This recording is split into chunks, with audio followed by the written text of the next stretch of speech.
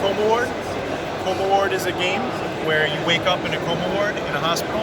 You have no memory of who you are or how you got there, and you and the other players are trying to explore the hospital. You're going to discover rooms, discover items, and discover clues. Once you discover the third clue, you're going to trigger a phenomenon. Each self-contained phenomenon is going to have a story of what's going on, and it's going to tell you how to beat the game, and it also has multiple endings to it as well. Good. Right, this is Vampire the Masquerade Blood Feud. This is coming to Kickstarter in about 2 to 3 weeks. This is a 4 to 32 player mega board game. It's going to be the first hybrid board game of that kind.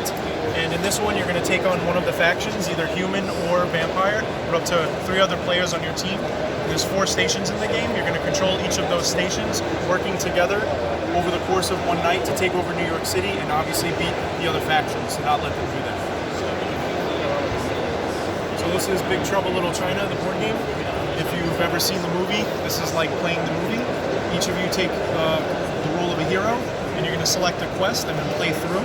The first part of the game, as you're playing through, you're going to try to complete quests, side quests, and figure out what's going on.